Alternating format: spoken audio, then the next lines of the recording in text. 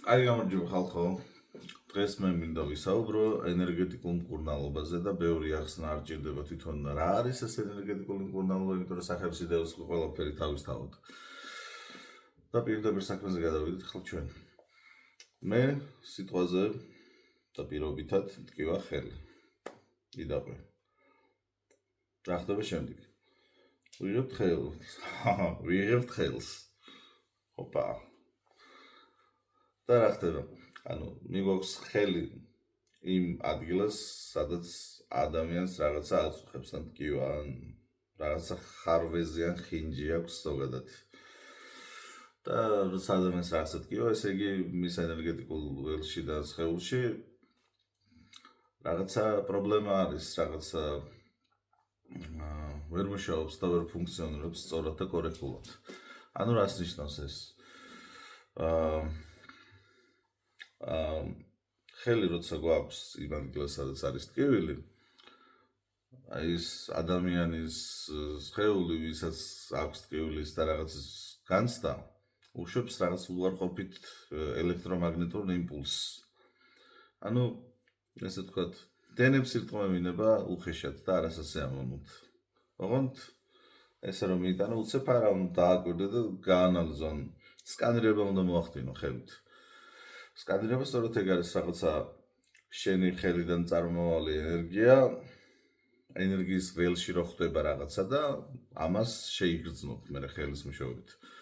ან რა ვიცი, რითაც ასკანირებ, იმის მეშვეობით არ არსებობს მნიშვნელობა, მაგრამ ხელებით ჯობია ალბათ. ვიდრე ფეხით.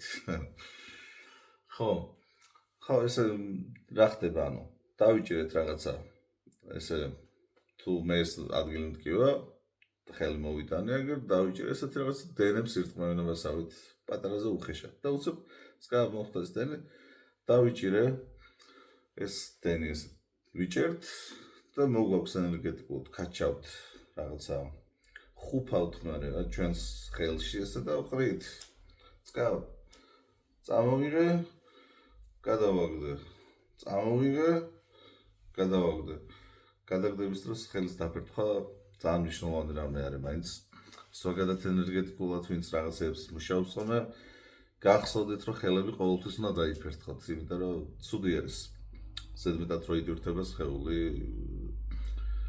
ასე ვთქვათ ენერგიის სიმძიმით და მით უმეტეს თუ უარყოფითი ენერგიებია ხო вообще უნდა короче გავიარეთ ინანსი ხო და მოგვაქვს ეს ენერგიები მიგვაქვს და ყრით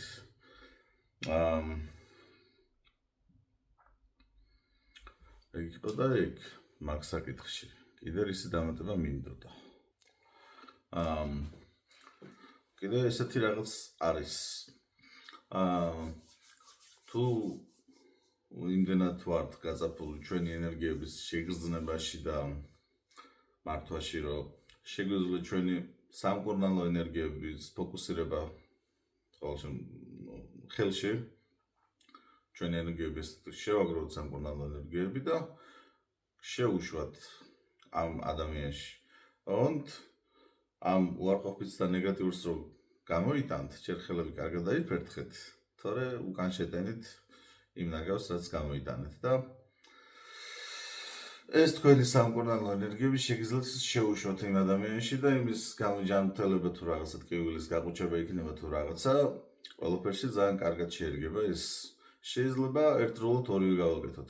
ანუ ერთი ხელით ესე გამოგქონდეს ეს უარყოფითი ენერგიები, ტკივილები და რაღაცეები და ყიდეთ და მეორეთი მიუშვათ, რომ სამკურნალო შეუშვათ. გამოგვაქვს, შევყავს. ესე მარტივი არის ეგ ამბავი. ალბათ მარტივი არის. კიდე რა? კიდე გვაქვს არაცნობიერი, ანუ ქვეცნობიერის ჩართვა ამ პროცესში. ქვეცნობიერი კაი ჩათლახი რაღაცაა, რომ მაგათყოთ. რასაც ეუბნები, იმას აკეთებს. პირდაპირ მნიშვნელობით. შეიძლება ძალიან ესე ვთქვათ, იდეალური გამოვლინება არ ქონდეს, მაგრამ რაღაც დონეზე მაინც ყოველთვის აგძრავს თითოეული სიტყვა, რასაც ეუბნები ადამიანს, მის არაცნობიერში ყოველთვის აღიზრება ეს პროცესი. მაგალითად, თუ ეტყვი შენ ახლა იმკურნები, რაღაცა სამკურნალო ენერგიებით ივსები, ტკივილი ტოვებ შენ სხეულს, შენგან გამოედინება, ეს პროცესები უკვე ავტომატურად აღიზრება ადამიანში და რაღაც პროცენტით მაინც მიმდინარეობას იწყებს. შეიძლება 1% იყოს, შეიძლება 99% იყოს, ეგ ადამიანის არაცნობიერზე არის დამოკიდებული და თვითონ შთამაგონებელზეც არის დამოკიდებული, საკითხი რამდენად ეფექტური იქნება. მაგრამ სულ არაფერში არ იყო დარწმუნებული, მაინც რაღაც შედეგს დადებს და ამ პროცესის პერიოდში შეგიძლია პარალელურად ვერბალურადაც მისცე რაღაცა პროგრამის აღსრულების, ესე ვთქვათ, ბრძანება ან განკარგულება. არის სიტყვა უთხარი მოკლედ. შეიძლება იმის ბრძანებაზე გამომეკიდეს. ხო, კიდე ის თქმა შეგვიძლია. ხო, კიდე ერთი მნიშვნელოვანი ფაქტორი არის ამ ყველაფერთან.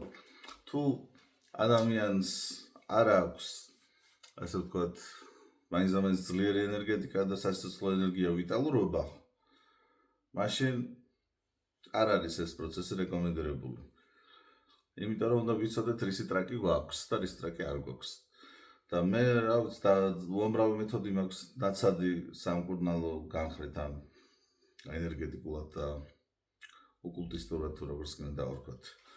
მაგრამ არც ერთი მეთოდი არ იყო ისეთი, რაც ვიღაცისთვის რაღაც მომერჩენია და მე თვითონ ჩემი თავისთვის რაღაცა ხაროეზია, რაღაცა პრობლემა შემქმნია. ან ყოველთვის არის რაღაც ვიღაცას რო რაღაც განუკურნებ, შენ თავსაც იზიანებ ამით, შეიძლება სულ მცირედი და მიზერული იყოს ეს ზიანი, მაგრამ მაინც ხდება ხოლმე და თუ არ ხართ თქვენს ამ დანობაში დარწმუნებული, მაშინ ვაფშე არ მოეკიდოთ მაგ საკითხს.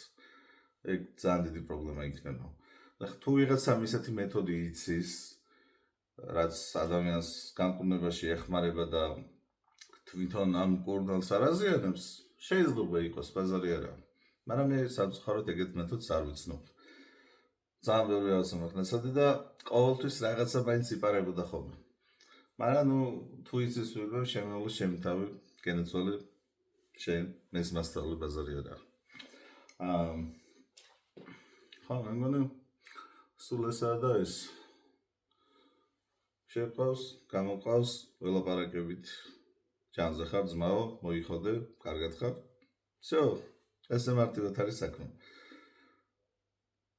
და ჩვენ ლიმიტებსაც ვიაზრებთ. ზედმეტი არ მოგვიგდეს, თორე თავს გავიუბედურებთ. აბა, ორჩით. ადიოს ხალხო და კარგად იყავით რა, მეტი რა გითხრათ.